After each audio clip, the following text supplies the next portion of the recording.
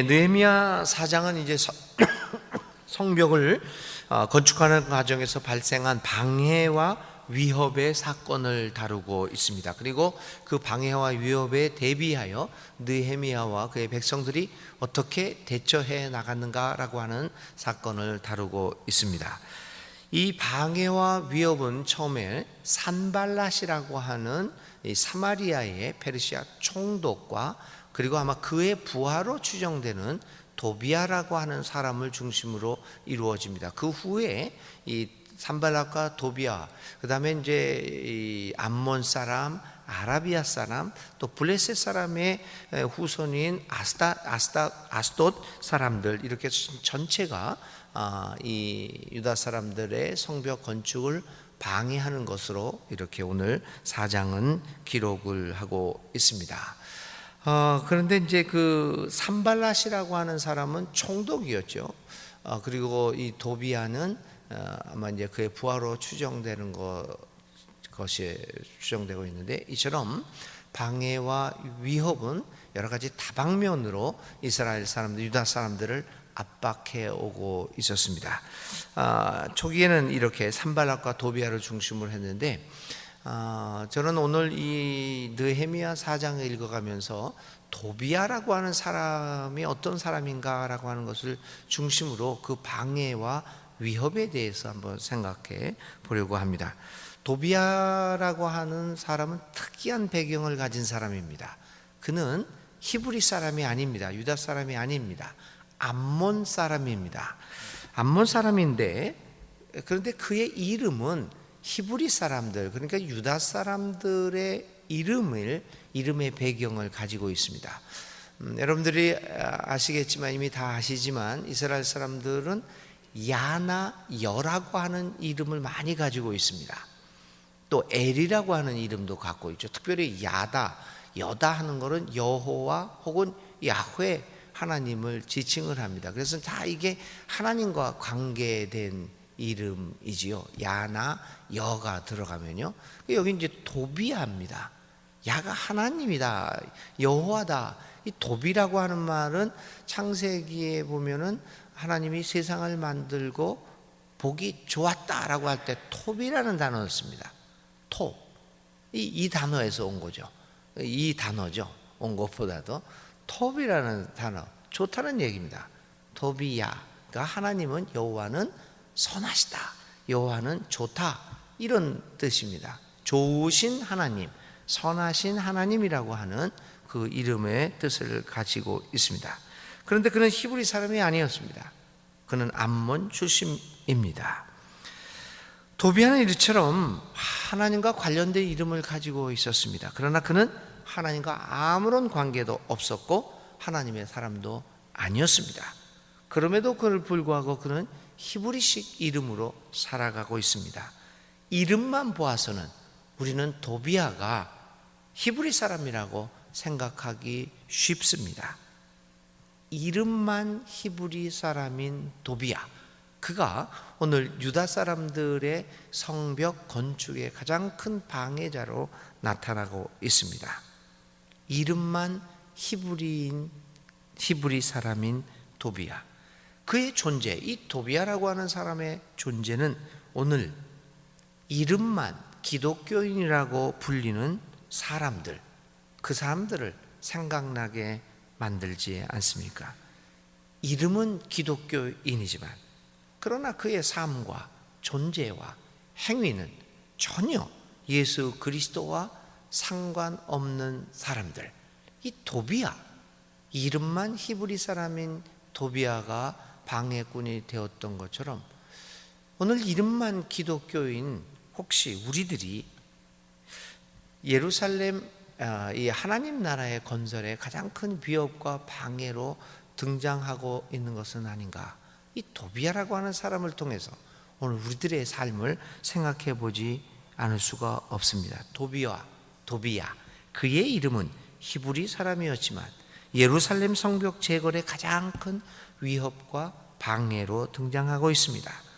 오늘 예수 그리스도와 하나님이 사람들에 의해 영광을 받으시기 위해서 기독교인이라고 하는 이름을 가지고 있는 사람들이 가장 큰 방해와 위협은 되고 있는 것은 아닌가, 우리 한번 생각해 보지 않을 수 없습니다. 우리 모두 우리 가운데, 저와 여러분 이 우리들 가운데 도비아가 많은 것은 아닌가, 이런 생각을 오늘 이 느헤미야 4장을 읽어보면서 하지 않을 수 없습니다.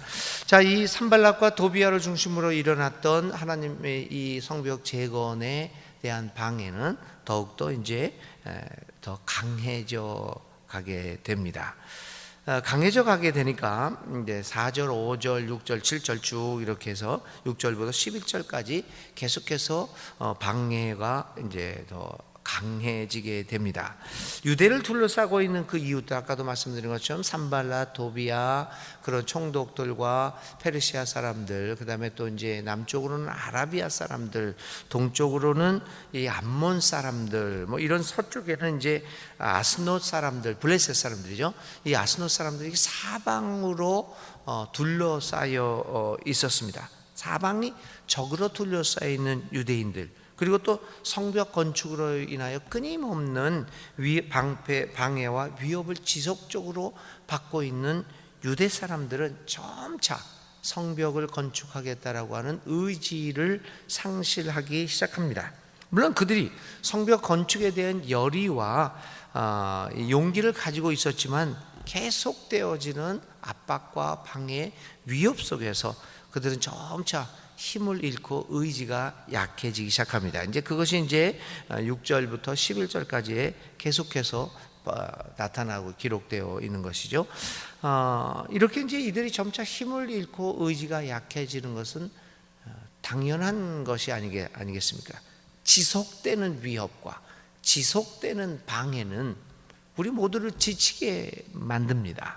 그리고 내가 하고 있는 일에 대한 정당성에 대하여 회의를 갖게 만들기에 충분합니다. 계속되는 방해와 위협들, 모함들, 이 음모들, 이런 것들은 점차 한 사람으로 하여금 점차 힘을 빠지게 만들고 있습니다.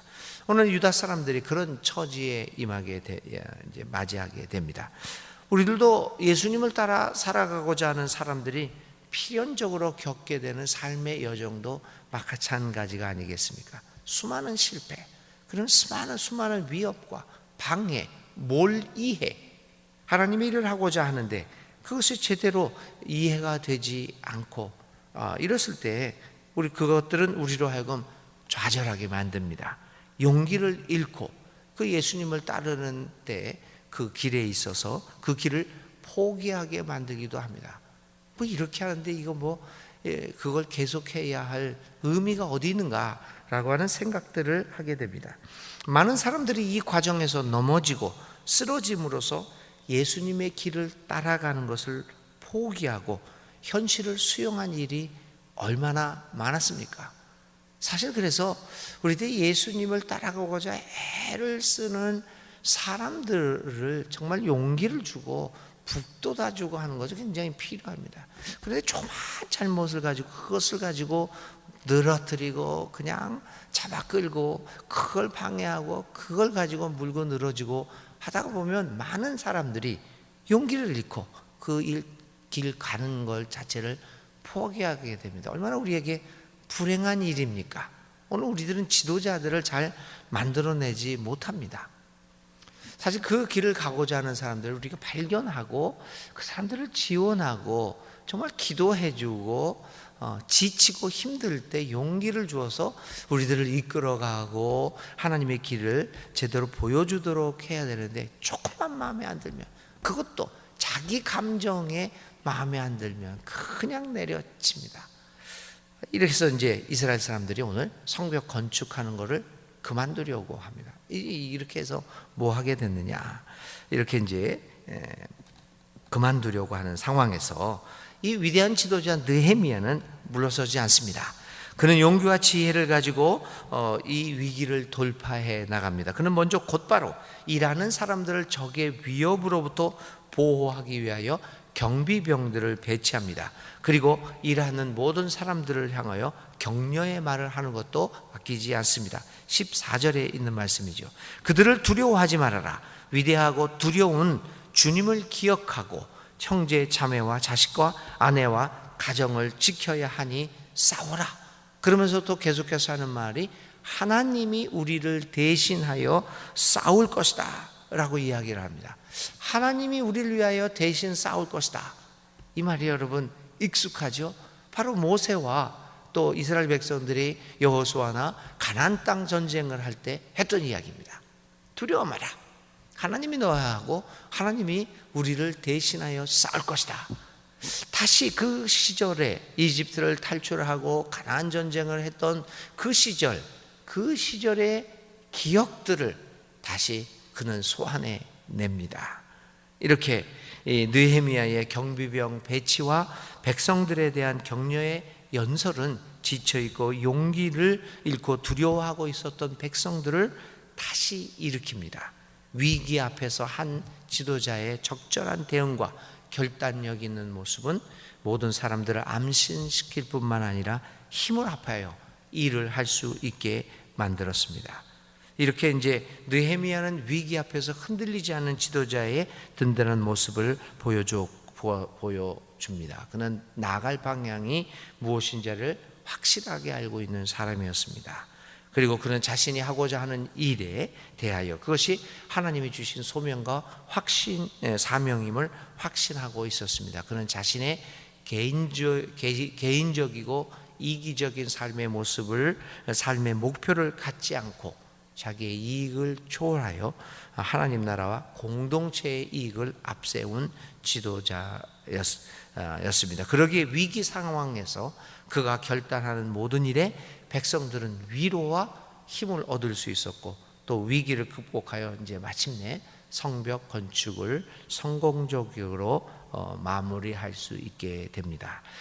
오늘 이 위기에 몰려있는 사실을 기록한 느헤미야 4장을 통하여 우리는 도비아의 모습에서 우리의 모습을 발견하고 커다란 위기 속에서 좌절하고 있는 백성들의 모습에서 오늘 우리들의 모습을 발견하면서 하나님의 길을 가고자 하는 사람들을 지원하고 또 지지하는 일이 얼마나 중요한 것인가를 또 생각해 보지 않을 수 없습니다. 또 느헤미야의 흔들리지 않은 지도자의 모습을 보면서 오늘 우리 예수 믿는 사람들이 예수님을 따라가고자 하는 우리 모두가 이 같은 삶의 모습을 보임으로써 갈 길을 잃고 방황하는 이 세계를 향하여 바로 여기에 진리와 생명의 길이 있음을 선포하는 진정한 예수님의 공동체가 되어야 하겠다라고 하는 그러한 결단을 하게 됩니다. 오늘 우리는 어떠한 삶을 살아가고 있는가? 오늘 느헤미야 4장은 오늘 이 아침에도 우리에게 묻습니다. 이 느헤미야 4장에 있는 여러 가지 사건들을 생각하면서 오늘의 삶을 예수님을 따라가는 귀한 하루를 보낼 수 있기를 바랍니다. 오늘 우리가 생각할 말씀은 위기와 결단입니다. 늘 위기는 우리의 삶에 닥쳐오는데 그때 우리는 어떤 결단을 하고 예수님을 따라가는 일에 있어서 어떤 실천을 할 수 있을까? 위기와 결단이라고 하는 이 단어를 가지고 하루 묵상하시면서 기도하시기 바랍니다. 오늘의 기도드립니다. 하나님, 오늘 우리는 위기 상황에서 느헤미야가 내리는 여러 가지 조치들을 보아왔습니다. 그의 올바른 결정이 한 공동체의 미래를 결정하고 있는 것을 봅니다. 하나님을 중심으로 자신의 삶을 살아가고 있는 한 지도자가 공동체를 위기 상황에서 건져내는 모습을 보입니다. 하나님, 우리에게도 이 같은 지도자를 주소서. 아니, 우리들이 세상을 향하여 이 같은 모습을 보일 수 있게 하여 주옵소서. 믿는 사람들, 예수님을 따라가는 우리 예수 따르미들이 모여 있다고 하는 우리 교회들이 느헤미야와 같은 지도력을 발휘할 수 있도록 성령으로 함께 하시고 이끌어 주옵소서. 오늘 우리 순천중앙교회가 순천 지역에서 이러한 공동체가 되게 하소서. 사회를 이끌어가는 올바른 이끌미가 되게 하여 주옵소서.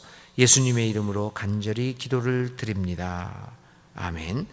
오늘의 실천입니다. 느헤미야가 그 어려운 위기 속에서 어떻게 그 백성들에게 나아갈 길을 보여주는 지도자가 되었는가라는 생각하면서 오늘 우리 순천중앙교회가 순천 지역 사회에서 이 사회를 이끌어가는 그 이끌이로 살아가기 위해서 해야 할 일 하나씩을 한번 생각해 봅시다. 그것을 우리 교회가 실천하게 해달라고 하나님 앞에 기도하는 실천을 오늘 할 수 있기를 바랍니다. 주님 가르쳐 주신 기도드립니다. 하늘에 계신 우리 아버지의 이름을 거룩하게 하시며 아버지의 나라가 오게 하시며 아버지의 뜻이 하늘에서와 같이 땅에서도 이루어지게 하소서. 오늘 우리에게 일용할 양식을 주시고 우리가 우리에게 잘못한 사람을 용서하여 준 것 같이 우리 죄를 용서하여 주시고 우리를 시험에 빠지지 않게 하시고 악에서 구하소서. 나라와 권능과 영광이 영원히 아버지의 것입니다. 아멘. 오늘 하나님 앞에 간절히 기도드릴 때 주께서 우리의 기도를 들어주십니다.